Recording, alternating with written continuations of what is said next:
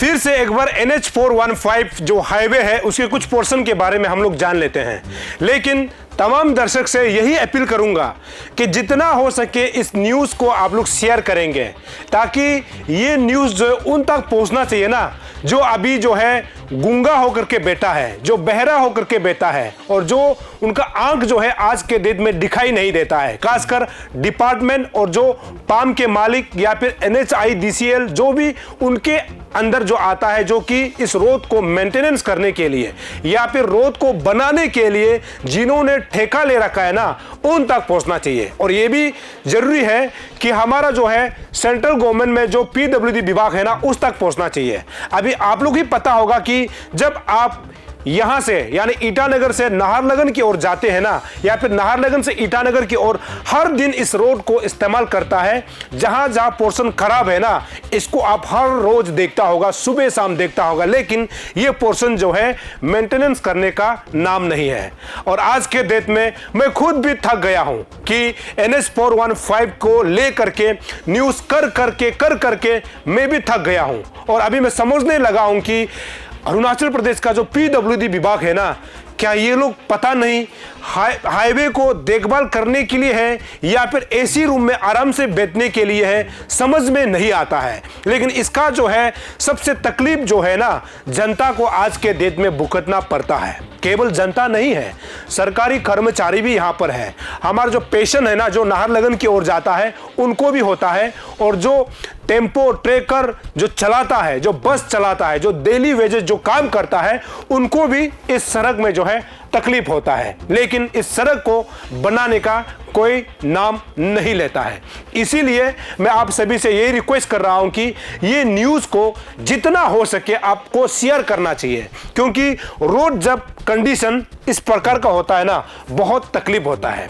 Highway में ऐसे कहा जाता है कि कम से कम 80 से ऊपर या फिर 60 से ऊपर स्पीड में लोग गाड़ी चलाते हैं। लेकिन आज के डेट में यहाँ पर जो है कछुआ की तरह जो है लोगों को गाड़ी चलाना पड़ता है, चाहे स्कॉर्पियो हो, चाहे फॉर्च्यूनर हो, चाहे स्कूटी हो, चाहे बाइक हो, चाहे टेम्पो हो, चाहे ट्रैकर हो, सभी को यहाँ पर जो है अपना रफ्तार को जो है बहुत धीमी गति में चलाना पड़ता है। हालांकि जब हाईवे की बात करता है तो धीमी गति में गाड़ी जरूर चलाना चाहिए, क्योंकि दुर्घटना घट सकती है। लेकिन यहाँ जो है धीमी गति से चलाने का कारण ये है कि रास्ता का जो है कंडीशन जो है ना, आज के डेट में लोगों को पागल कर देता है। क्योंकि दिन भर तो लोग जो है ऑफिसों में काम करता है, स्कूल में पढ़ाई करने के लिए जाता है, कॉलेज में पढ़ने के लिए जाते हैं, या फिर दिन भर हजरा के तौर पे जो है गाड़ी चलाते हैं। और जब शाम हो जाता है ना, इसी रोड से गुजरते गुजरते थक जाता है।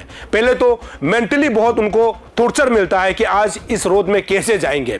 उसके बाद दिन भर यहाँ पर टेम्पो ट्रैकर ऑटो जो है गाड़ी चलाने के बाद जो है शाम को जब घर पहुंचता है ना, इसी रोड में जो गाड़ी चलाते हैं, तो उनको थकान ज्यादा होता है, क्योंकि रोड का कंडीशन ये है। अब सवाल यहाँ पर ये है, PWD पब्लिक वर्क्स डिपार्टमेंट बोलता है ना, जो कि हाईवे को देख रेख में उसी के मेंटेनेंस के तहत काम किया जाता है।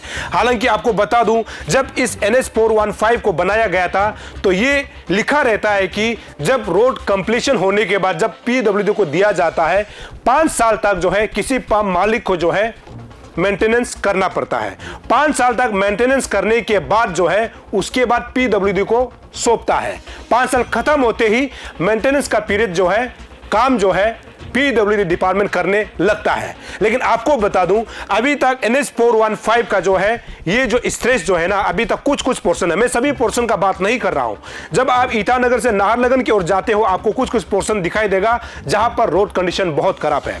तो इसको जो है पाम के ओनर को, जिन्होंने कॉन्ट्रैक्ट काम किया है, उनको मेंटेनेंस 5 सालों तक करना चाहिए। और आपको यह भी पता है कि अभी तक मेंटेनेंस का पीरियड खत्म नहीं हुआ है, और मेंटेनेंस का पीरियड खत्म हो करके और ये रोड को PWD डिपार्टमेंट जो है ले लेता है, तो मेंटेनेंस का जिम्मा जो है PWD डिपार्टमेंट के पास होता है। अब सवाल यह भी है कि क्या PWD डिपार्टमेंट ने जिन्होंने काम किया, पैकेज 1 को जिन्होंने काम किया, क्या उसको पेमेंट सही तरीके से नहीं किया क्या, जिस कारण से आज जो है रोड का हालात ये है। यानी जो कॉन्ट्रैक्टर, जो पाम के ओनर है, उनको पेमेंट पूरा नहीं किया, जिस कारण से इसको मेंटेनेंस नहीं कर रहा है क्या? यह अपने आप में बहुत बड़ा सवाल है। उसके बाद पीडब्ल्यूडी के चीफ को यहां पर आ करके विजिट करना चाहिए और पाम के ओनर को भी विजिट करना चाहिए और NHIDCL के अधिकारियों को भी यहां पर आकर के विजिट करना चाहिए कि आज के डेट में रोड का कंडीशन कैसा है, उनको देखना चाहिए। हालांकि पीडब्ल्यूडी मिनिस्टर को भी आना चाहिए और पीडब्ल्यूडी के जो एडवाइजर है उनको भी आना चाहिए कि लोगों को यहां पर आने जाने में इतना दिक्कत क्यों हो रहा है, इतना परेशानी क्यों हो रहा है। हालांकि आपको बता दूं कि जब कोई मिनिस्टर VVIP जब जाता है ना, उस समय रातों रात ये रोड को भी मेंटेनेंस कर दिया जाता है, वो आपको पता है और ये हकीकत है। मतलब सच्चाई कभी छुपता नहीं है। तो जब यहां पर जो है कोई VVIPs या फिर CM यहां से गुजरने वाला होगा, रातों रात जो है JCP पोकलेन लगाकर इसको थोड़ा सा जो है फिलअप कर दिया जाता है ताकि ये देखिए कि रोड कम से कम ठीक है। लेकिन अभी के डेट में आप देखिए रोड का कंडीशन क्या है। तो क्या इसका जिम्मेदार जो है पीडब्ल्यूडी विभाग का नहीं है क्या? क्या इसका जिम्मेदार जो है NHIDCL का नहीं है क्या? क्या इसका जिम्मेदार जो है जिन्होंने पैकेज 1 को निर्माण किया वो कॉन्ट्रैक्टर का नहीं है क्या? क्या इसका जिम्मेदार जो है डिस्ट्रिक्ट एडमिनिस्ट्रेशन का नहीं है क्या? DC सर तो हर सुबह शाम तो इसी रोड से गुजरता है ना, तो हम तो ये भी उम्मीद करते हैं कि DC सर को कम से कम इस रोड में बैठ करके कभी दिन जो है लाइव करना चाहिए कि उस रोड में पब्लिक को आने जाने में कितना दिक्कतों का सामना करना पड़ता है। यदि DC जो है डिस्ट्रिक्ट का जो है ICR रीजन का जो है DC साहब कभी दिन यहाँ पर बैठ करके टेम्पो ट्रैकर में जा करके अगर लाइव जिस प्रकार से ऑफिस में करते हैं, और मैं उम्मीद करता हूँ जनता भी यही उम्मीद करते हैं कि DC साहब इसी सड़क पे बैठ करके मतलब फैसला ऑन दी स्पॉट यहां पर किया जाए कि रोड का हालत ऐसे क्यों है।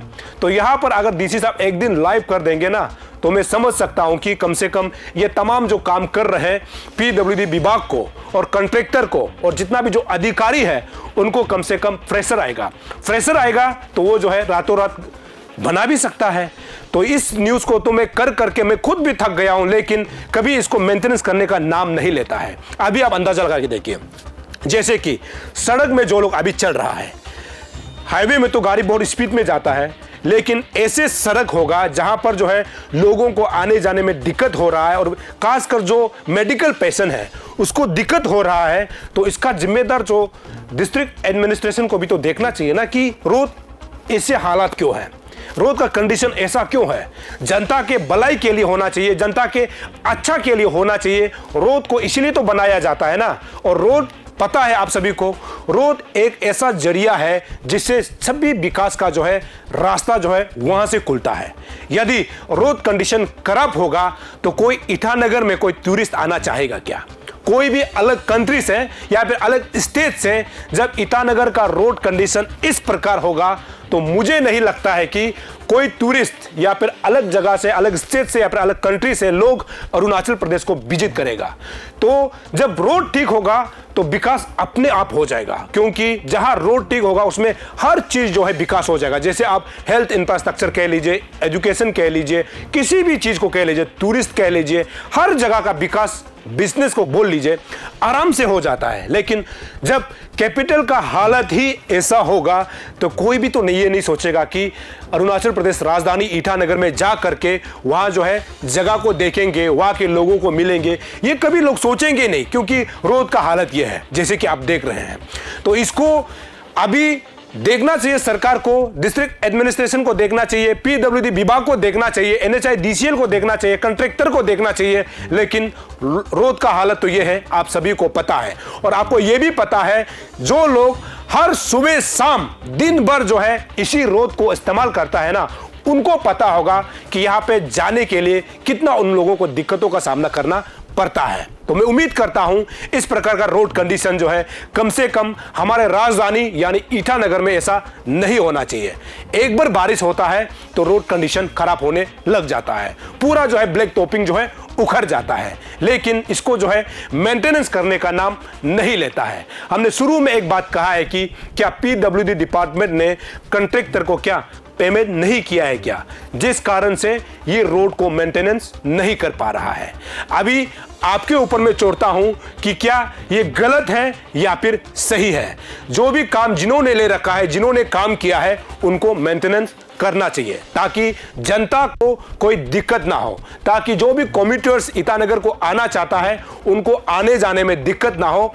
इन चीजों को कॉन्ट्रैक्टर को, पीडब्ल्यूडी डिपार्टमेंट को, डिस्ट्रिक्ट एडमिनिस्ट्रेशन को और सरकार को ध्यान देना चाहिए। ना कि करोड़ों का पैसा आता है लेकिन उसका मेंटेनेंस का नाम में पूरा दब्बा है। तो इस प्रकार का रोड कंडीशन होगा तो मुझे नहीं लगता है कि अरुणाचल प्रदेश जो है विकास कर पाएगा।